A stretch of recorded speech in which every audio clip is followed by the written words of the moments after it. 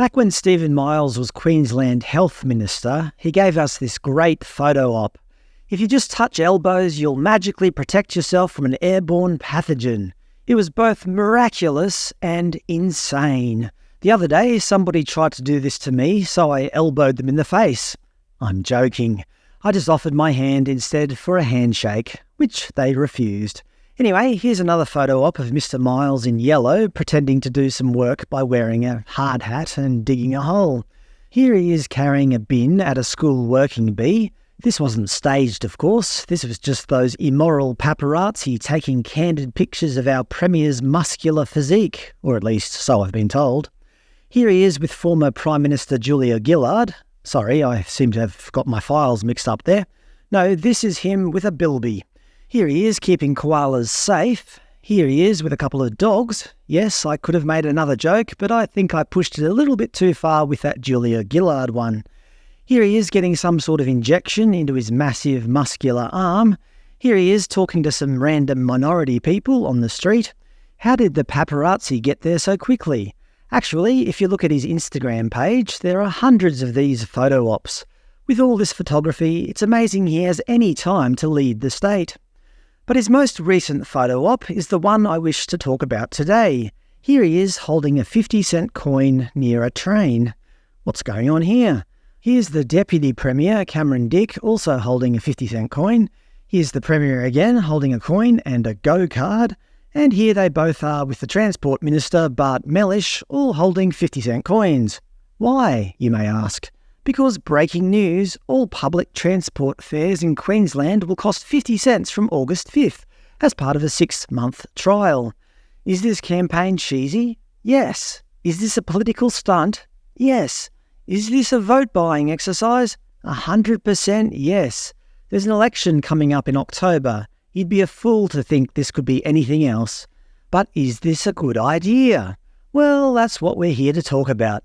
I've lived in Asia, and don't get me wrong, I love cheap public transport.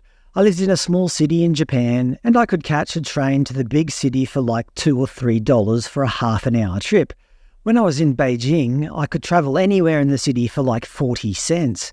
It's a little bit more expensive now, but it's still like only $1 or so, depending on how far you go. One complaint I've had about Australian public transport is that it's often very expensive, comparatively. That said, I understand why. Asia often has a much higher population density, so it's much easier to get bang for your buck regarding massive transportation networks. You're guaranteed many times more trips per day in Beijing than, say, Brisbane per distance travelled. So what are my thoughts on the recent Queensland government announcement where they're going to offer 50-cent travel no matter how far you go? First of all, I'd just like to point out I don't use public transport, almost never. I've set up my life so that 90% of the places I go, I can walk. A further, say, 6 or 7% I can ride a bike. And the remaining 3% I drive a car. Although I usually don't like doing that because I hate traffic. I work online, so I don't need to commute. But of course, this doesn't apply to everybody. Many people need to commute to get to work, but it can be expensive. Before the pandemic, I used to work in the Brisbane CBD, and I had a couple of colleagues who used to commute from the Gold Coast. They hated it, but had no option. It was standing room only, 5 days a week. It wasn't quite as bad as India, but pretty damn close based on how many times they complained about it. According to TransLink, the 5-zone trip from Gold Coast costs $11.46 one way, using a Go card. So 5 times a week, twice a day would cost like $114. With the new 50-cent fare, that will only cost $5 for the week, a huge saving. But that brings us to our first problem. As I said, the trains were crowded then. When the prices are dropped to 50 cents, how crowded will they be? Presumably, very. Every man and his dog will be jostling for a seat. In 2022, Germany experimented with a flat rate €9 per month rail pass, and some stations had never seen so many people. Crowding became a real problem. Consequently, I believe it's been raised to €49 since. And what about parking? Many people in Brisbane have to drive to the station. They are not close enough to walk. Where will all these cars park? It's all well and good to have 50-cent tickets spurring on demand, but unless you build more car parks, where will all these extra people park their cars? I guess the government haven't fully thought this through, but this is not about that. This is about getting re-elected. So how much will it cost the government? Well, of course, the government aren't paying for it. We're paying for it through taxes. $150 million for the 6-month trial. Presumably, if they made it permanent, this will double the cost to at least $300 million each year and force additional investments in transport infrastructure to cope with the higher demand. Are they essentially just using taxpayer money to fund his re-election campaign? I don't know. I'm just asking. Some will argue that this will all be paid for out of the hard work of folks in regional communities generating mining royalties, folks living in places with no TransLink services, not to mention a lack of teachers, doctors and police. Is this the Queensland government? Or perhaps the Brisbane government? I guess they've abandoned any dreams of holding on to any regional seats.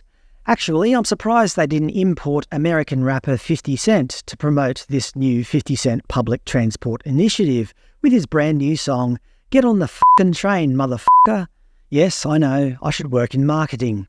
When Mr. Miles was asked why the initiative is not permanent, he said, if it was permanent, then they might say, oh, I'll think about it next year.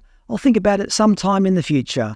Whereas with this trial, people know that they need to use it to prove that they want almost free public transport.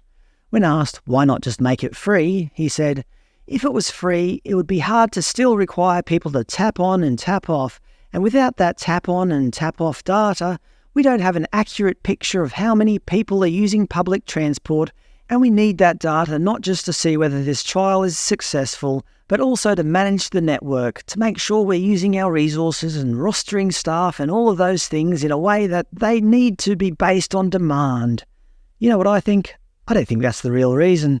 If it were 100% free, they're worried that there would be vagrancy, there would be antisocial behaviour. Homeless people might decide that a nice warm train would be the perfect place to camp out during the cold winter days. Although one could argue that 50 cents is not much of a price to pay. As long as they pay their 50 cents per trip, they can travel on the buses, trains and ferries all day and all night, or at least until the last service.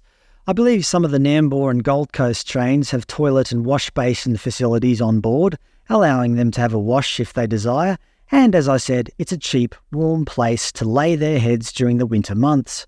We know it's cheesy, we know it's a political stunt, but as I asked at the start, is it a good idea? Well, I'm a bit biased, so I think I'll reserve my judgment until after it's been running for a month or two. But what do you think? Has the Premier bought your vote? Has he won you over? Or is this just vote buying at its best?